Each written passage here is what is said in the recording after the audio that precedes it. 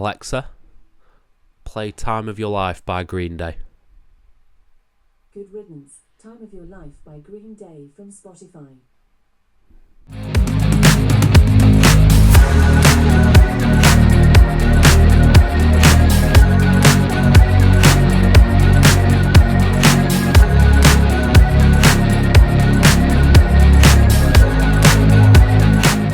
Hello and welcome to FTTR. I am Hugh McQuaid, and today we are talking about AEW WrestleDream. Now, the pink fleece, the general tone of myself right now. I am under the weather, sore throat, can't really hear, but I'm going to try and get through this. It might not be as in-depth as maybe you want from my reviews, and I apologise, but I am struggling to speak. So let's talk about AEW WrestleDream. Please subscribe if you like videos like this with wrestling reviews. It'll be very much appreciated. AEW WrestleDream. So, for me, I was really hyped for this show. I thought it looked really good. I think it looked really cool. It looked really nice. I think there is a significant divide in this show where halfway through I was like, something's changed. Why am I not as into this as I was? And I couldn't really put my finger on it. I thought the first half of this show was awesome, was really, really good. And then it hit a point where I was like, I'm just not really into this. And I couldn't put my finger on why it was. I don't know if it was the matches having little stakes, the matches that were on the second half. But yeah, aside from the ending, I feel like the last half of the show was a little bit flat, which was strange because I'd really, really enjoyed the first half of the show, and I can't quite put my finger on what exactly it was. While the matches were good in the second half, I just didn't feel gripped by what I was watching. It was really, really strange, and I'll go into that a little bit more as we dive into sort of everything that happened on the show, which we'll do in just a sec. But I want to touch on, I didn't watch the pre-show. I'm happy Brian Cage beat Atlantis Jr. That's really nice. But other than that, nothing really on the pre-show of note that I need to talk about or feel like I need to talk about.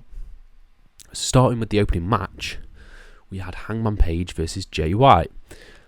This surprised me how much I enjoyed this. I thought this was really, really fun.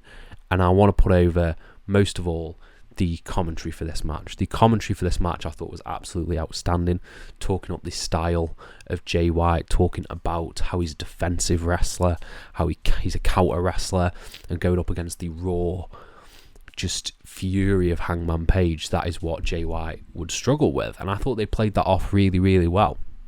Had some really cool sequences, Jay White going after the leg, destroying the leg of Hangman Page, hitting an awesome knee breaker on the entrance ramp. I thought that was so sick. And yeah, it's nice to see Jay White back, nice to see Jay White wrestle. Hangman Page went for the buckshot lariat numerous times, and that's why they were playing up the counter wrestler, the intelligence of Jay White, and how he can counter almost everything and use that to his advantage, which he did, because eventually he countered the buckshot lariat into a Blade Runner for the win. Right decision. Jay White's just come back, and yeah, I think it only made sense for the opening match, so it was awesome, really fun. Next up, we had Willow Nightingale taking on Mariah May for the AEW Women's Championship. I thought this was so cool. This was a really fun match, a lot better than I expected it to be, because I don't think the story's necessarily been there. But Willow shows time and time again that she should be the top of this women's division. She is fantastic, the way she just exudes personality, the way she works, the way she gets the crowd on her side. There's no babyface like her at the moment. She's so unbelievably talented. I thought Mariah May was really awesome as well as the heel, sort of playing into the heelish tendencies that we've seen grow since turning on Toni Storm.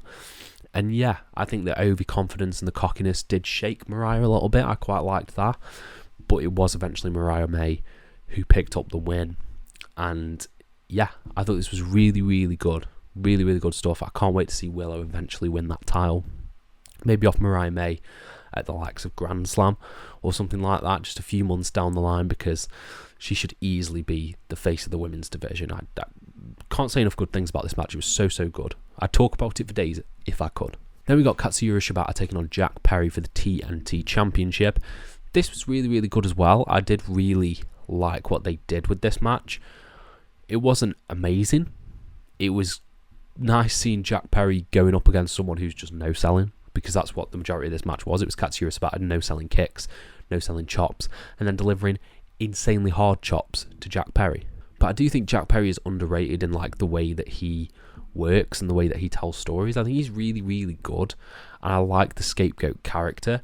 Him picking up the win in the way that he did, I thought was really good. We had Shibata hitting a really cool combo, a Death Valley driver, then an Oshigoroshi into a choke, but he rolled back so much that his shoulders were on the mat, and as Jack Perry was passing out, he got pinned. I like finishes like that. I thought that was really fun, really creative way for Perry to defend the belt. And then we just had the carnage, because Daniel Garcia runs down to save Shibata from getting beat up.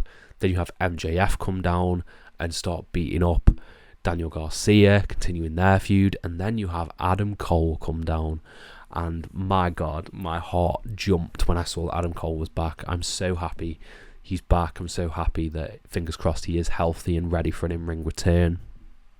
MJF versus Cole is one that I do want to see a bow tied off on that story. I do want to see a bow tied off on MJF versus Garcia. So having this big sort of 4-way feud going on there for the TNT title, love it. I think it's really good. Like really good stuff. Then we had match of the night, because I think we all knew this was going to be match of the night, and it was Will Ospreay versus Ricochet versus Konosuke Takeshita for the AEW International Championship. This was just everything I wanted it to be. It was like, it was the Will Ospreay and Ricochet match with a Takeshita in there, and Takeshita just shutting them down at every point that he could with insanely strong elbows or insanely cool German suplexes. It was just a joy to watch. I've written no notes on this because there's too much to go into. You've got the double sort of handspring backflip out of the ring, which Ricochet did, got caught, and then Will did another one. You had the insanely cool like Hurricane Rana into a powerbomb into a roll up from Ricochet. Insane package pile driver from Takeshita through a table on Ricochet. There is so much to talk about in this match, and I think it's one of the best for 3-ways. Probably, I think it's easily the best 3-way of the year. I can't think of another one that's really come close. It was just insanely good. Easily match of the night, probably a match of the year contender.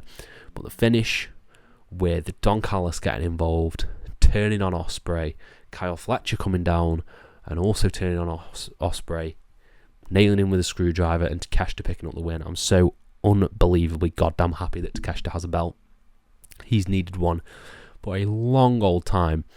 And yeah, I'm so happy with this. Heel Takeshita with the International Championship. Let him hold it for 2 years, please, because this man cannot put on bad matches. He really can't. I feel like Ricochet, I hope Ricochet doesn't get lost in the shuffle of this feud, because he was taken out and sort of had nothing to do with this, so we'll see where he goes from here. But yeah, this was absolutely outstanding stuff. Then we got Prince Nana coming out, and Prince Nana bringing out Swerve Strickland, and Swerve Strickland got a really cool babyface promo about how he's cleared to compete again, interrupted by MVP and Shelton Benjamin. Now, they had a nice back and forth here, talking about their matches in Defy, talking about how MVP was a mentor to Swerve, and then it looks like Swerve's potentially going to turn on Nana, and then, no, they get in the face of MVP and say, no, we're about family, I'm about family. And then Shelton looks like he's going to brawl with Swerve, but MVP and Shelton sort of go away. No Lashley. I think this is the divide. This is the point where the show sort of went downhill for me. I think everyone in there was expecting a Lashley debut, and for some reason not having Lashley debut here felt weird. It felt odd. It felt like it was building to Lashley coming out and then brawling with Swerve, but we didn't get that, and instead it felt a bit unsatisfying. And from there, I think just the structure of the matches just kept taking the show down a few pegs. Overall solid segment, probably could have been on Dynamite. Speaking of things that were exceptional that probably could have been on Dynamite, you had Hologram taking on the Beast Mortos. Now, I am not in any way going to slander Tony Khan for putting Hologram and Beast Mortos on pay-per-view, because it is a pay-per-view quality match. However, I think storyline-wise, this just didn't have enough story going into it. I absolutely love and have been crying out for more Lucha Libre representation on North American pay-per-views. You look at WWE, their representation of sort of like Lucha Libre is in the bin, in my opinion. It's non-existent. It's not there. So having a fully fledged Lucha Libre match, 2 out of 3 falls, I'm not going to complain about that because it is an awesome match, but I will complain about the story going in because I don't think the story's been that effective.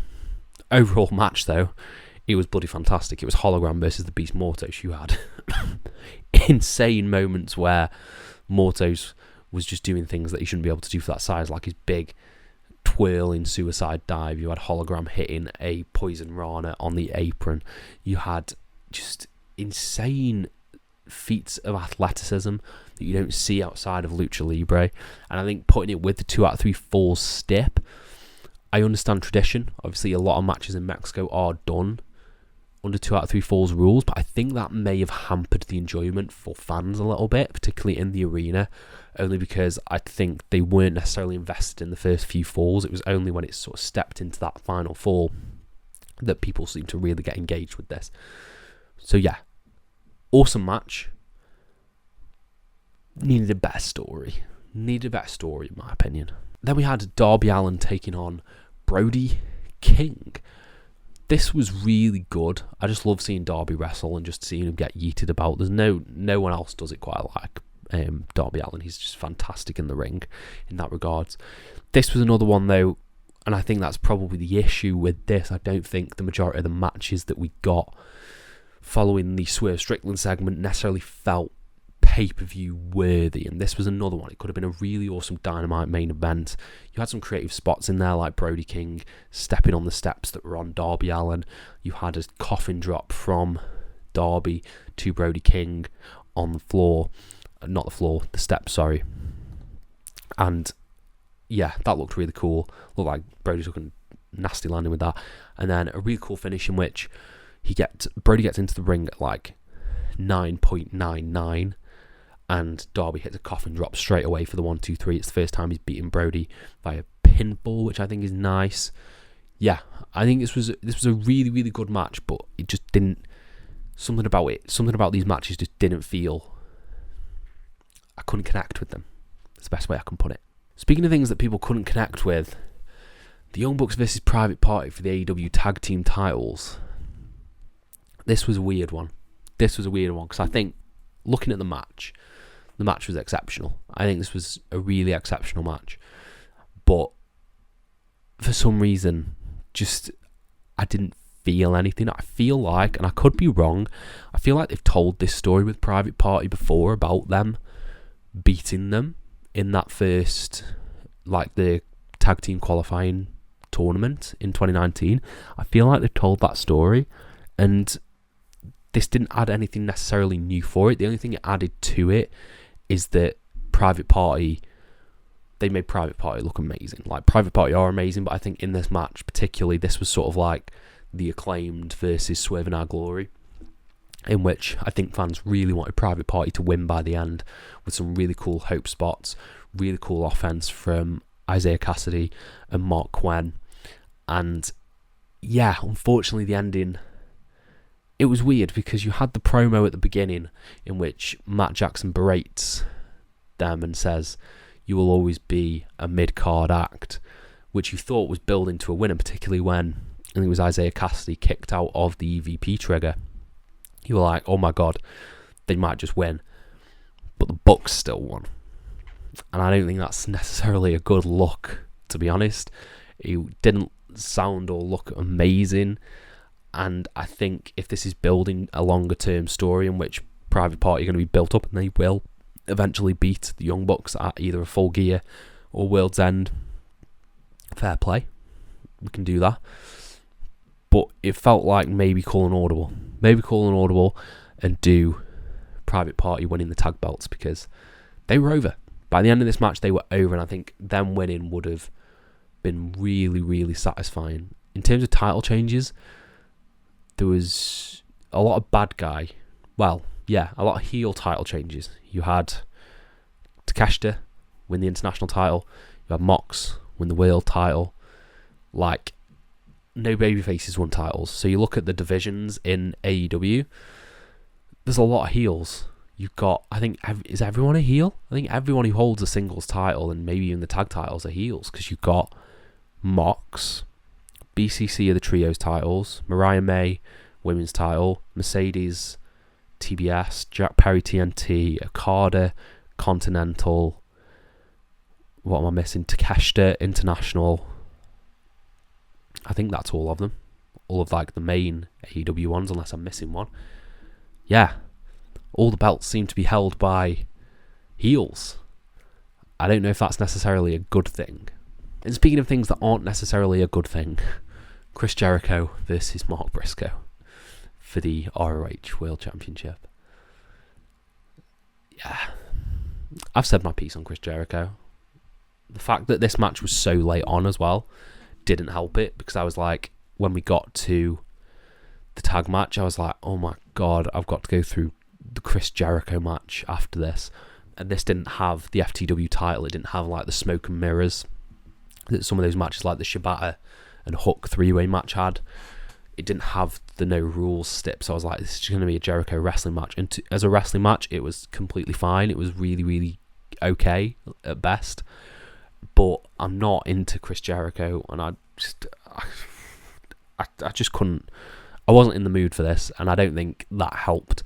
Overall, they told an interesting enough story. You had some cool spots, like Mark kicking out the J Driller, egotistical Jericho getting in his own head and going to hit the J Driller, which he thought would put away Mark Briscoe, and Mark Briscoe eventually just comes back, hits it for the 1, 2, 3. It was fine. It was completely fine, but this, in my opinion, the fact that there was one women's match on the main card, you could have easily scrubbed this and put Jamie Hayter or Shida, Mercedes Moné, someone else in this slot, and had a women's match here, because this just didn't hit, and it didn't put me in a good mood before the main event. And then we have the main event. We have Jon Moxley versus Bryan Danielson for the AEW World Championship. This was a really, really good match. This was really, really good. I don't think it was as good as their Revolution match, which I remember enjoying a lot more than this. You had the outside interference of Marina Shafir in this match, helping Moxley tripping Danielson, kneeing Danielson in the head when he was lying under the ropes. You had that sort of going on as well. The opening I thought was awesome, where they're brawling with the final countdown playing. That was just sick. That was like Anarchy in the Arena levels of good. Then it got into the match, and then you had like a lot of psycho knees from Bryan Danielson. You had a lot of just gnarly stuff. Like, this was really good, and not as bloody as I thought it would be. I thought this was going to be an absolute bloodbath, but it wasn't. There was restraint from Mox and from Danielson, and yeah, you had some cool bits. You had Marina Shafir pulling up the padding on the outside, revealing the concrete. You had a nasty looking Death Rider onto the concrete from Mox, in which the audience just went silent. And then you had the closing sequence. The closing sequences were cool. Mox making Danielson pass out with a choke, and yeah, the arena just went silent after that, like completely silent. I was like, is this going to be a good thing? Is this the kind of reaction you want? I think yes. I think I don't hate this as much as I thought I would if you saw my last video. I'm not necessarily happy about Danielson having a reign that short, and I'm not necessarily happy about Moxley being the champion again. But if you're building up Moxley to be this undefeatable final boss character, then he did need to win here. And I think that's what we're doing. I think this is going to be a Mox Darby story. I'd love for it to be a Mox Orange Cassidy story. I think there's a lot of mileage they could do in that. But yeah, overall the match, good, but not amazing. Not amazing.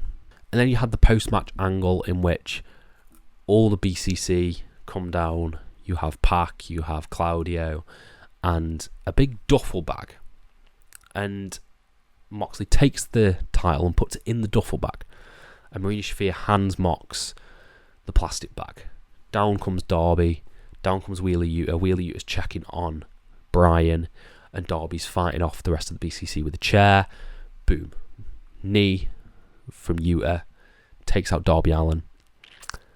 Darby gets taped up to the ropes.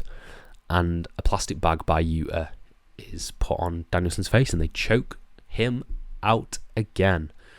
Then you have security run down. Then you have a load of AEW babyfaces. I saw Cole, I saw Garcia, Hook, Mark Briscoe, Orange Cassidy. They all come down, and then it's sort of like they just walk. The VCC just walk into the crowd, into the night, and you have the babyfaces sort of picking themselves up as Danielson is put on a stretcher. And that closed out the show. I, for one, am a fan of this ending. I like the bummer, the somber note that it ended on. I loved that All Out ended on that. However, I don't think I was emotionally as effective as I thought I would be. And I think that's the issue. I don't think I was emotionally gripped by this match. And I don't think I've been emotionally gripped by this storyline, which is why I wanted Danielson to win. But setting up things for the future, I am excited about where things go. I'm excited about what's going on with Mox. He didn't wear the championship. He barely touched the championship. He chucked it in the bag. So I wonder what we're going to get from that. So I have these little threads that I'm interested in, like Darby, like Cassidy, like the title. But overall, as an effective angle, I would say it was like a 7 out of 10. And that closed off the show. I think this is going to be a very divisive, polarizing pay-per-view, because for me, it was a show of two halves. The first half, which I thought was really, really good, and then the second half, which had some good stuff, but wasn't amazing. And I think that's where the divide is going to come from. If you're not on board with the new BCC, then you will not like the ending. So overall, I would give this probably about 3.5 maybe, because I do think the opening matches were exceptional, and there was like really great wrestling up and down the card. It was just some of the investment that I had an issue with. So 3.5 out of 5. Not the best show of the year, but I enjoyed my time with it, is all I can say. And I want you guys think down in the comments below. Were you a fan? Were you not? Let me know. I'll try to reply to every single one of them. Thank you if you watched till the end and you're persisting with my croaky voice. Hopefully it will be better soon. Hopefully by tomorrow, because I would quite like to review Star Navigation from Pro Wrestling Noah with Kaito Kiyomiya and Masa Kitamiya. That sounds like it'll be fun. But we'll see how that goes.